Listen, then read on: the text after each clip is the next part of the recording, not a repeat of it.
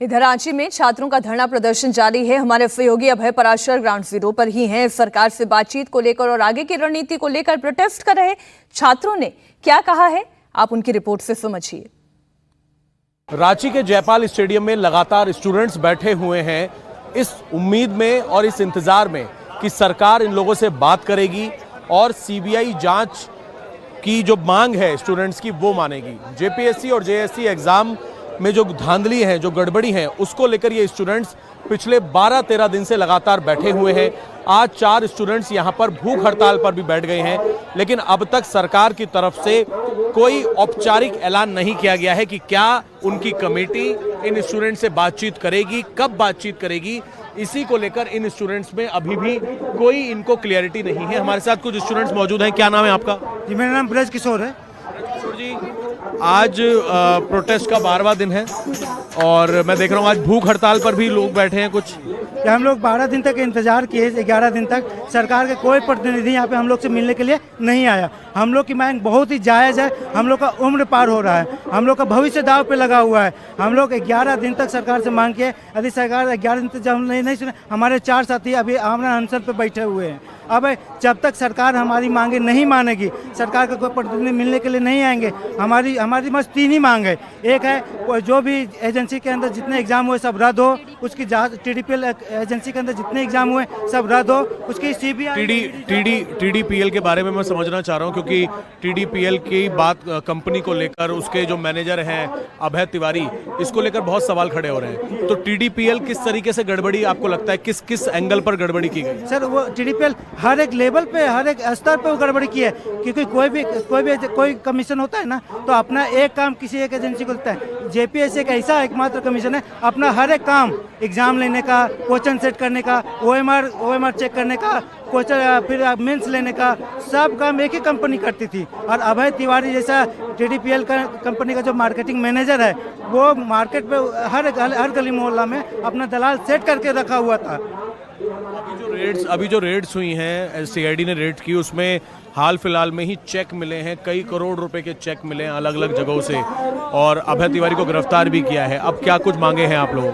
हम लोग की मांगे ये, जितने ये पूरा मनी लॉन्ड्रिंग का भी मामला है, इसमें ED की भी जांच हो, और ये जितने घोटाले हुए हैं एग्जाम में सबकी CBI जांच हो, और उसमें जितना भी हम लोग का अदर जो कमीशन BPSC हो गया, उत्तर प्रदेश हो गया, इन लोग का जो SOP है, उस SOP के स्टैंडर्ड पे JPSC आगे का एग्जाम कंडक्ट करे। हमारे उसमें बहुत सारे रिफॉर्म्स की भी मांग है। क्या लग रहा है कि अभय तिवारी ने किस तरीके से ये धांधली करी, क्योंकि उसको गिरफ्तार किया गया है और बहुत सारे स्टैम्प पेपर्स मिले हैं, अलग अलग जगहों से चेक बुक्स मिली हैं, तो धांधली किस तरीके से की गई? क्या वो सिंडिकेट है, कैसे पैसे लिए गए? तो पूरा एक सिंडिकेट का मामला है। आप देखे होंगे जो 40वां रैंक रवि कुमार का नाम सामने आ रहा है, जो पूर्वी दिल्ली का रहने वाला है। पिछले JPSC में वो सिलेक्टेड है, अभी वो झारखंड प्रशासनिक सेवा में है। वो उसके ऊपर 25,000 का इनाम पहले से भी था।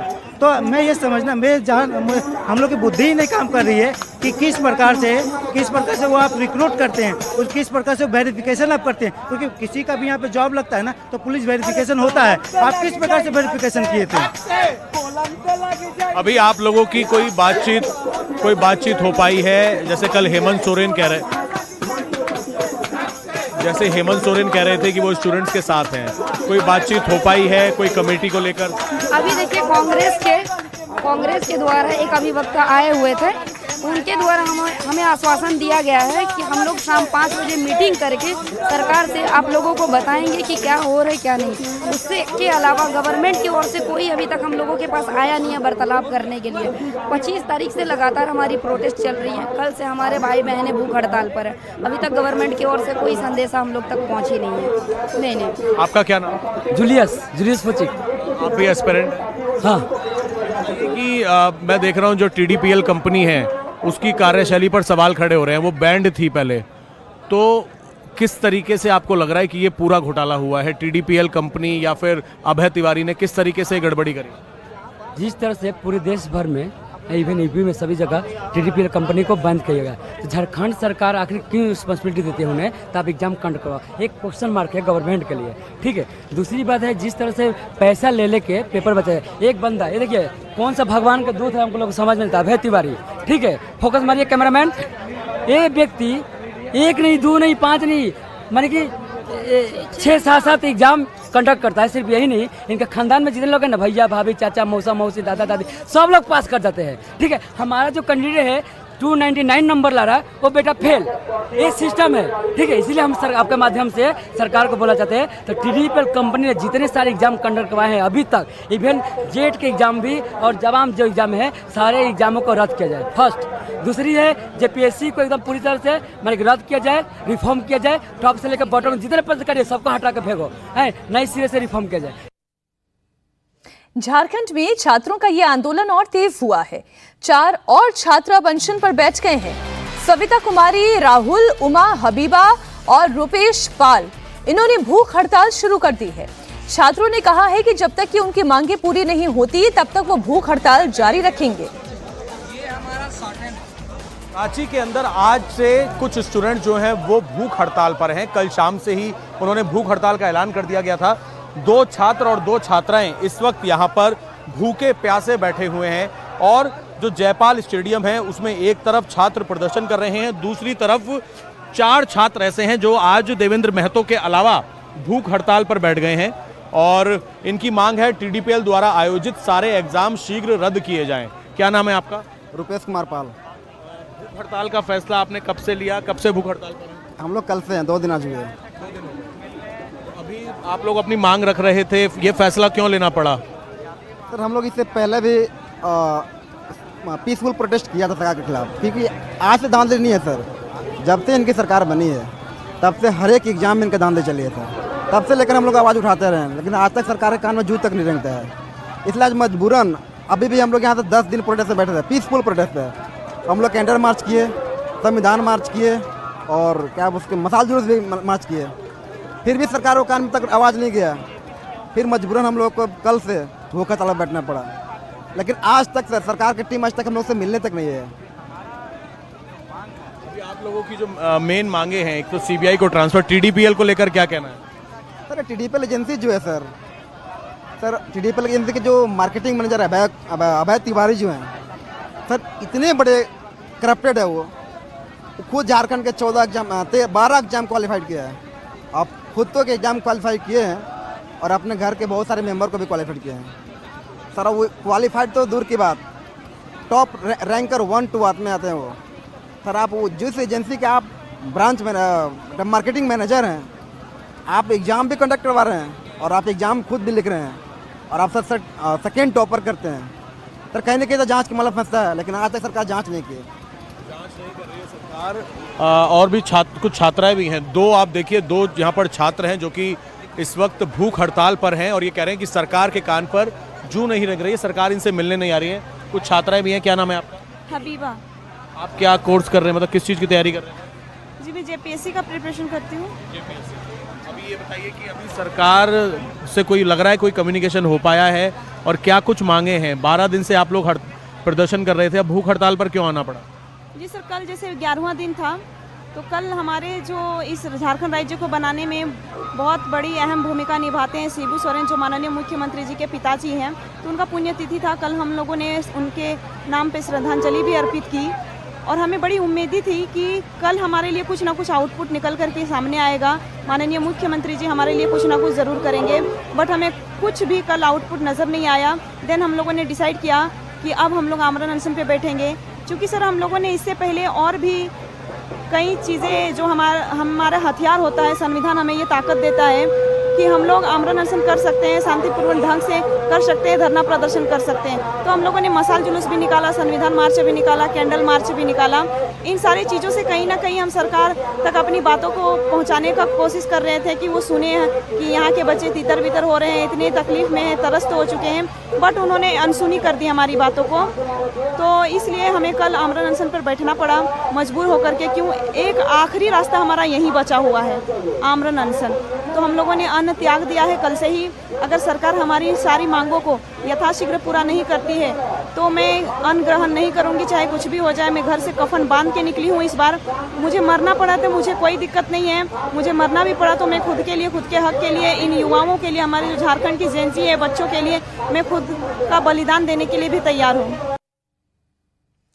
अभय तिवारी को लेकर रांची में प्रोटेस्ट कर रहे छात्रों में गुस्सा है। झारखंड के छात्रों की डिमांड है कि 14th जेपीएससी प्रारंभिक परीक्षा और जेपीएससी सीजीएल परीक्षा को रद्द किया जाए। जेपीएससी और जेएसएससी की परीक्षाओं में गड़बड़ी की जांच हो, सीबीआई और ईडी के द्वारा ये जांच कराई जाए। टीडीपीएल जैसी ब्लैक लिस्टेड कंपनियों को ठेका देने वाले अधिकारियों पर भी कार्रवाई होनी चाहिए।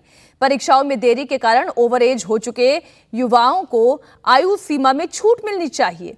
ओएमआर शीट में नॉट अटेम्प्टेड का 5वां विकल्प भी जोड़ा जाना चाहिए। शिबू जी की तस्वीर के साथ आप लोग बैठे हुए हैं, सरकार से कोई बातचीत हो पाई? क्योंकि हेमंत सोरेन कह रहे हैं हम करेंगे। देखिए, शिबू सोरेन हमारे आइडियल है। इन्होंने अपनी मांगों को न्याय के जरिए, आंदोलन के जरिए मांगा है और संवैधानिक तरीके से मांगा है। हमारी भी मांग संवैधानिक तरीके से है, शांतिपूर्ण तरीके से है। हमारी मांग शिक्षा में रिफॉर्म के लिए है, एजुकेशन में रिफॉर्म होना चाहिए। जेएसएससी में, जेपीएससी में तमाम तरीके से भ्रष्टाचारी है, इसमें किसी भी प्रकार से भ्रष्टाचारी नहीं होना चाहिए। आप देखेंगे कि जो टीडीपीएल है, ब्लैकलिस्ट एजेंसी है। जम्मू कश्मीर में सबसे पहले ये ब्लैकलिस्ट हुई थी, फिर यूपी में ब्लैकलिस्टेड किया गया, लेकिन हमारे झारखंड में ऐसे एजेंसी को पेपर करवाने का जिम्मा दे दिया जा रहा है। और यही कारण है कि ये एजेंसी सरकार के पल्ले में रहकर नौकरी बेच रही है और वैसे छात्र को ही नौकरी दिया जा रहा है जो पैसे दे रहे हैं। यहाँ पे मेरिट का कोई नामो निशान नहीं है। लाखों बच्चे, जो छात्र जो सालों साल से मेहनत कर रहे हैं, उनकी मेहनत बर्बाद जा रही है। ये ऐसा बड़ा प्लेटफॉर्म पहली बार आया है। ऐसे बैनर पोस्टर ये देखिए लगा रहे हैं, पैसा दो नौकरी लो।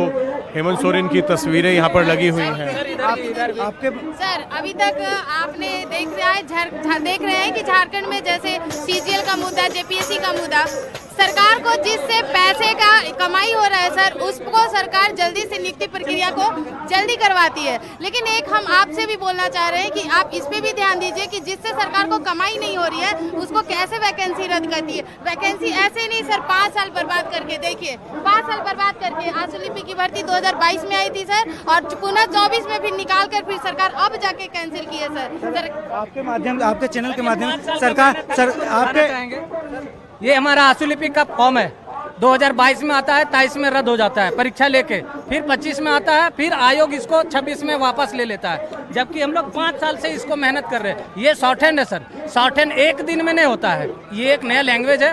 ये 5 साल 7 साल मेरा बर्बाद हुआ है। अब आयोग कहता है कि आप किसी और चीज का तैयारी करें। मैं आयोग को बताना चाहता हूँ, आप किसी भी विज्ञापन को निकालते हैं क्या मदिरा का सेवन करके निकालते हैं, नशा में निकालते हैं या फिर नींद में निकालते हैं? माध्यम से हेमंत सर के पास एक मैसेज पहुंचाना चाहेंगे। सर, हम आप ही के बच्चे हैं, आप ही के राज्य के बच्चे हैं। ना तो हम लोग किसी पार्टी के एजेंट हैं, ना तो हम लोग पत्थरबाज हैं, ना तो हम लोग गालीबाज हैं, ना तो हम लोग 370 का बहाल करने का मांग कर रहे हैं, ना तो कुछ और मांग कर रहे हैं। हम लोग की बात एक ही मांग है, आप जितने भी परीक्षा प्रणाली है सबको निष्पक्ष और पारदर्शी बनाइए, बस और कुछ नहीं मांग रहे। और मांग को लेकर नहीं बैठे हैं, मांग सिर्फ इतनी है कि शिक्षा प्रणाली को ठीक करें। क्या नाम है आपका? सुरेंद्र साहू नाम हुआ सर। कोई बातचीत लग रहा है सरकार करेगी? सर, सरकार हट धर्मे पे उतर आई है, अब वही हम लोग इंतजार कर रहे हैं। हम लोग के बाद सरकार के कान तक क्यों नहीं जाती है? जब कल्पना सोरेन रो रही थी तब उनको आंसू देख के हम लोग उनको सरकार दोबारा बनाए, लेकिन हमारे आंसू को कल्पना सोरेन को नहीं दिखता, हमारे माननीय मुख्यमंत्री जी को नहीं दिखता है।